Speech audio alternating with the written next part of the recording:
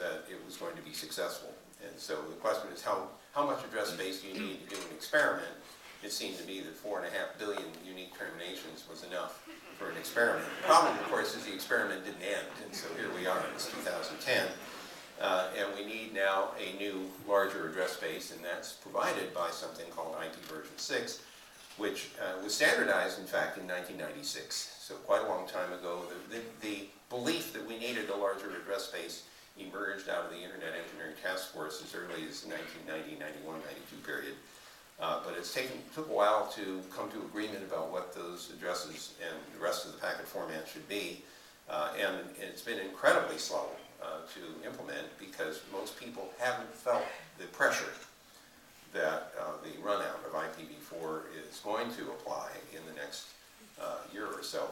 The expectation is that the Internet Assigned Numbers Authority will run out of address space to hand out to the regional Internet registries sometime in 2011, probably sort of in the fall or so.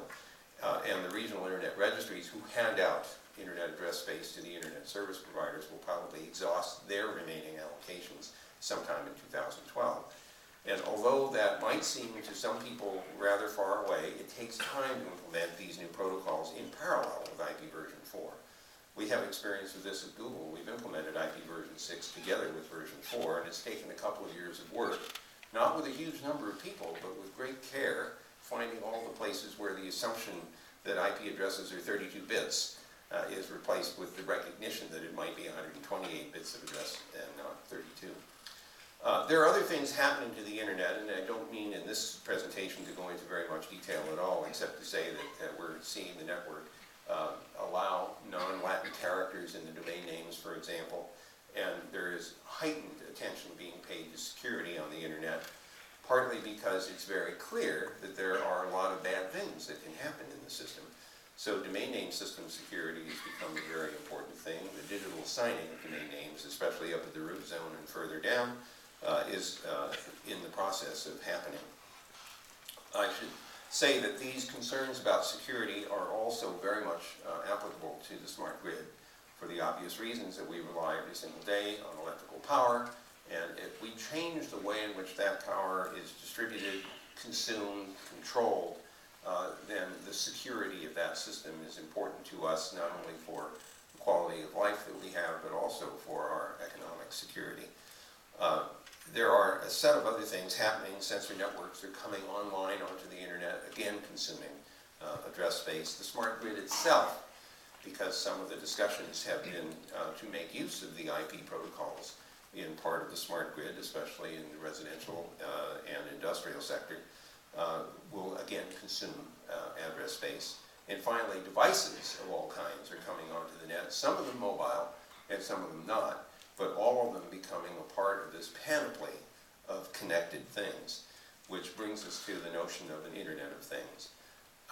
These are objects that communicate with each other, not necessarily, and with us, and possibly with third parties that may be managing them, providing them with advice, consuming information produced by those devices and regenerating it and analyzing it, providing it to us for our information. One of the things which I believe is incumbent on all of us as we think about the smart grid system is that we introduce strong authentication into the fabric of the communication system.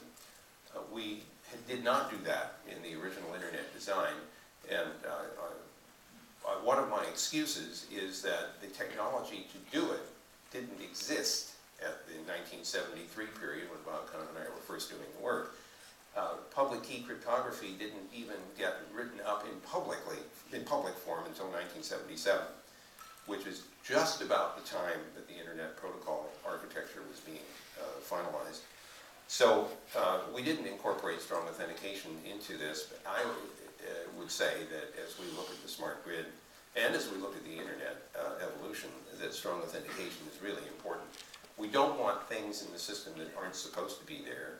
We don't want the controllers to take information from something that the controller doesn't recognize as something it should be paying attention to. And by the same token, we don't want a device to respond to control from something that it doesn't think is authentic. And therefore, we need to introduce these stronger authentication mechanisms using public key cryptography and certificates, for example.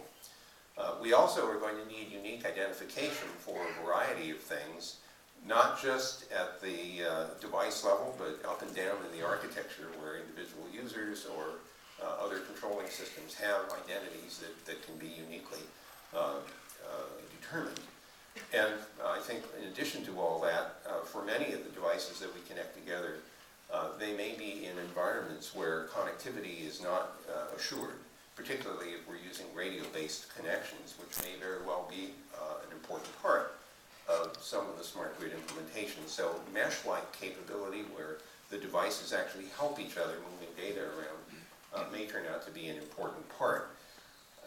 We as a group trying to develop the smart grid interoperability concepts don't necessarily have to invent all of these things, but we should be cognizant of their existence. We should take advantage of things that other people have done in order to make of the smart grid a more robust and resilient system.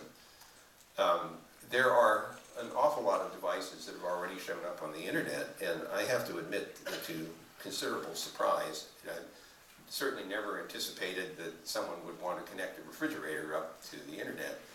Although there were jokes told in the 1970s about ToasterNet, some of you probably will remember that at one of the interop shows, which is interoperability of the internet, somebody actually did connect a toaster up to the net, and you could send an SNMP control packet to say how burned you wanted your toast.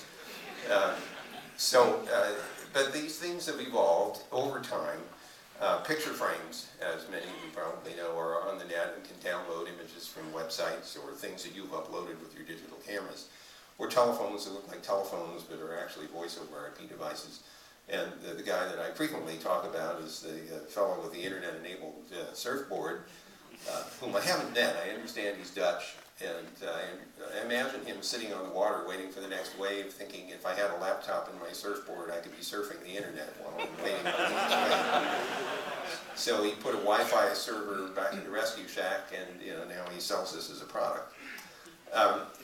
The sensor nets, I am persuaded, will be prevalent in the internet environment, in part a consequence of what you're doing. Because a good portion of the motivation behind the smart grid is in fact to sense utility, use of electrical power or conditions that demand the use of electrical power. I have a sensor network at home. I'm very proud of this. It's a commercial product, so it's not me in the garage with a soldering gun. This is a company called Artrock, which is out here in the Bay Area. And they make a commercial sensor system that, in my case, picks up temperature, humidity, and light levels in every room in the house, and every 5 minutes that information is recorded in a server. And I know that sounds like something only a geek would do, but the honest fact is that I was interested in getting raw data, which I could refer to later, like at the end of the year, to see how well or poorly the HVAC had been distributing heat and cooling. And I wanted real engineering information rather than anecdotal information, so that someone who was trying to make the system work well would have solid information. So this system is collecting this data every 5 minutes. One room in the house is quite important to me. It's the wine cellar, and this needs to be kept below 60 degrees Fahrenheit and above 50% humidity, so the corks don't dry out. So that one has been alarmed. And if the temperature goes above 60 degrees Fahrenheit, I get an SMS on my mobile.